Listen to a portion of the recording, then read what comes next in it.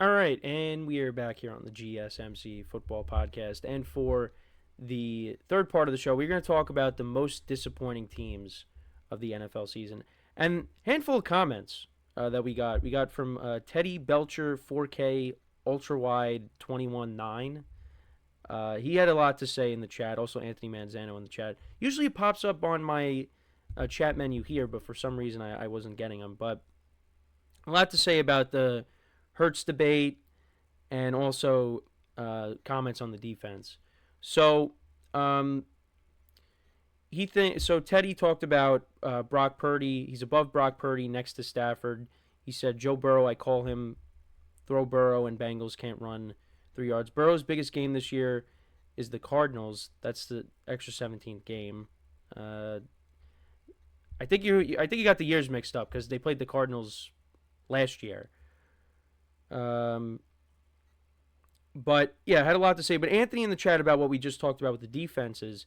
I think the two defenses the Giants had when they beat the Patriots is better than the defense in terms of performance in the Super Bowl. That's fair. That's fair. He also said, I like Jalen, but I don't think he's top 5, maybe top 10. But top 5 is reserved for the elite. Listen, Jalen Hurts won the Super Bowl, though. And, we talk about a lot of these guys that are elite. Other than Mahomes, nobody else has a Super Bowl ring. So I don't know. It's really tough to do rankings. It just is. It just is. But let's get into the most disappointing teams of the 2024-2025 season. So we just talked about the Bengals a little bit when I was reading the comments there.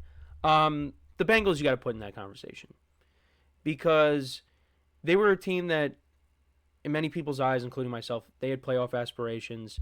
I thought with Joe Burrow being healthy this entire season, I thought that he was going to come in and have a big year, which he did. And I thought the Bengals were going to find themselves back in the playoffs. But they finished with the same record they did last year, 9-8. And I give them credit. They were 4-8, right? And it just looked like this was going to be they were going to finish with like a top 10 pick. And, they put together a strong stretch of games. And they made things interesting at the end, but it was too little too late. But their defense, you want to talk about the main reason why they didn't make the playoffs, it's their defense. And Joe Burrow received criticism because the margin of error was so thin. If he made one mistake, that could impact the game and decide whether you win or lose. And he had a handful of those moments this year just because he's putting up all these points, but the defense is doing the same thing. They're giving up points. So when he loses the ball and fumbles or throws an interception in a big moment, you got some people that come out and say, listen, Joe Burrow, you can't do that in that moment. You got to be perfect. He had to be perfect this year. And they ended up missing the playoffs. However, we talk about, I was referencing, the Ravens games and, the Chiefs game as well, although there was, that ticky-tacky pass interference at the end of the game, even though I think that was the right call. It's just Mahomes was throwing up a prayer on 4th down, and, they got a break there.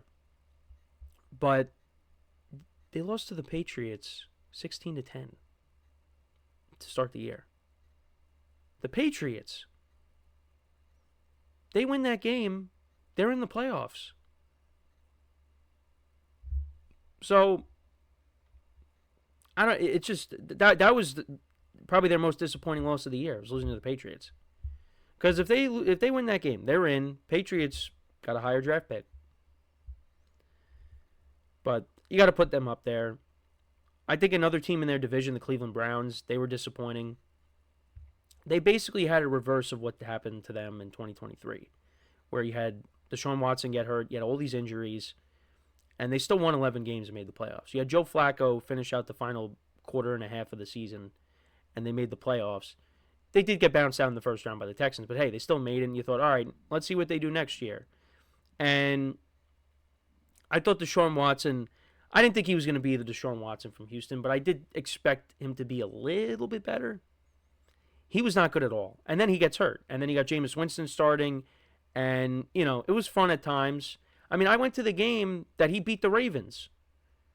Now, there was a couple of passes that the Ravens dropped that should have been interceptions, but Jameis played a good game. The Browns won. It was great to be there in person, but it's just, Jameis threw a lot of picks. He threw a lot of picks. And then they put in DTR, and he really couldn't do anything. And it just, Nick Chubb was not himself when he came back. And who knows if he ever is going to ever be himself again. I hope he is, because I like Nick Chubb a lot. But they were a massive disappointment, too. Only 3 wins. And we'll see if they could bounce back from this. But now you got all the Myles Garrett stuff, him wanting to be traded. It's tough. It's tough right now. So I put the Browns in that category. The Cowboys. Cowboys were a big disappointment this year. I expected them to be a playoff team, at least a wild card team. I had the Eagles winning the division, obviously. But, they had a lot going on this offseason with Dak and CeeDee and getting their deals worked out. They finally did that. But the defense was not great. Played better towards the end of the year when they started to get healthier again. Dak gets hurt, though. They didn't really address the running back position. Rico Dowdle had some good games, but, he's not the answer. You got to get somebody else in there. Yeah, it was a very disappointing year, and now we'll see what Brian Schottenheimer brings to the table, as the new head coach for the Cowboys. I'm curious to see how that plays out. I mean, I think the Cowboys could be better, but I'm not saying that Schottenheimer's going to take this team to the promised land.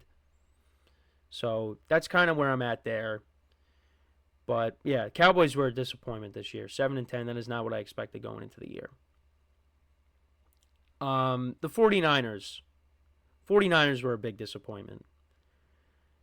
This team, has been in the NFC Championship game, prior seasons, 3 straight seasons, and then they made it to the Super Bowl against the Chiefs and lost. But, maybe there was a Super Bowl hangover, but they just dealt with a lot of injuries and guys just underperformed.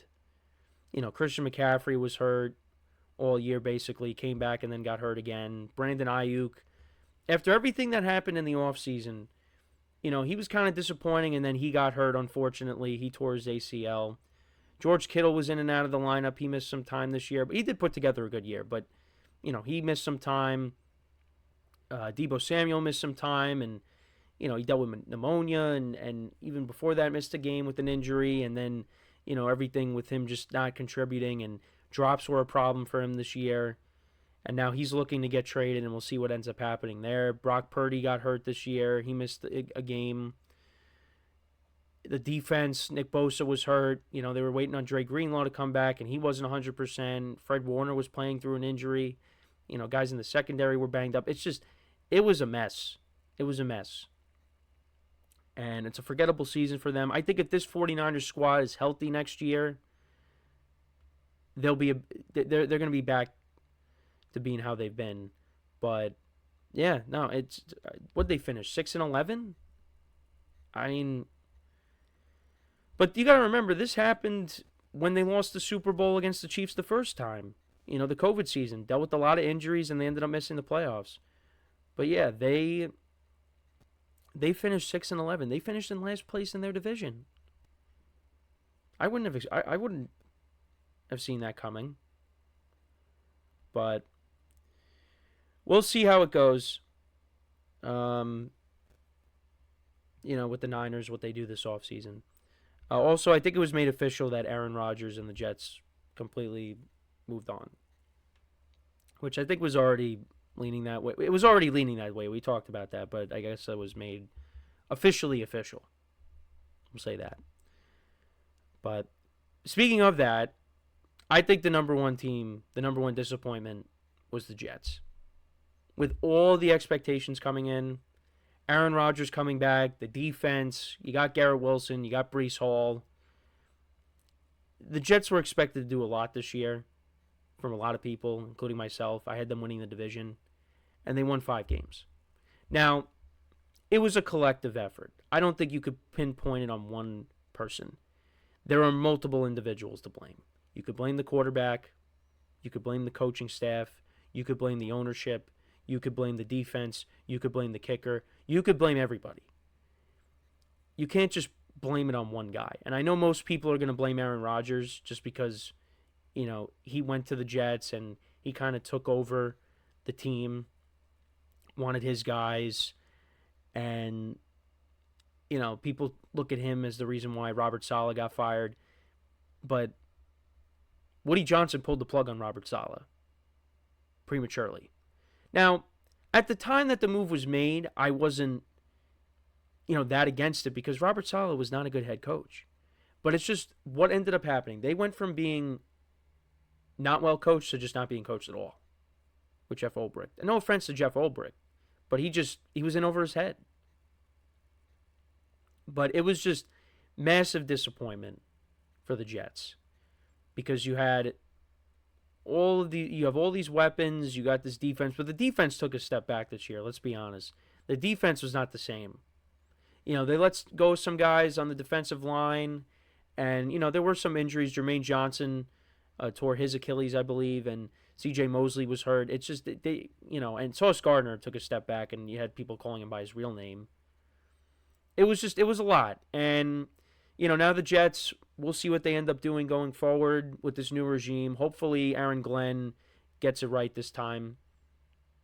And Darren Moogie, I think his name, the general manager. Hopefully they get it right. But yeah, they were a massive disappointment. And I did mention the Bears. The Bears were also, I think, a disappointment. Because I thought with all this talent, and I thought Caleb Williams would gradually improve as the year went on, and he did. But yeah, after that Hail Mary against the Commanders, they lose that game like that. Yeah, it was downhill from there. But hey, they beat the Packers to end off the season, so maybe that's a step in the right direction. So, there's a couple of AFC South teams I didn't mention. Like I thought the Jaguars could have bounced back from last year. They did not. They were bad. The Colts, a full year of Anthony Richardson, how was he going to do? He was not great. He tapped out of a game. Although I think after the benching, when he came back in, he played a little bit better. But still, it's kind of up in the air on if he's the guy or not. I know my friends have kind of given up on him, and they love Anthony Richardson. But, yeah, those are some other teams there. But I think the three biggest disappointments, the Cowboys, the 49ers, the Jets. That's how I would look at it. And then, of course, the other teams that I mentioned as well. The Bengals were a huge disappointment, missing out on the playoffs. So, yeah, let me know what you guys think. Who are the most disappointing teams of the 2024-2025 season? Let me know what your guys' thoughts are in the comments. So, we are going to take our next break. And then when we come back, we'll talk about the Giants. They were a disappointment, but I didn't really have any expectation. I had them winning 7 games, but they won less than that. They were really bad. But we're going to talk about why this was probably their worst year in franchise history ever. So make sure to stick around, and we'll be right back here on the GSMC Football Podcast.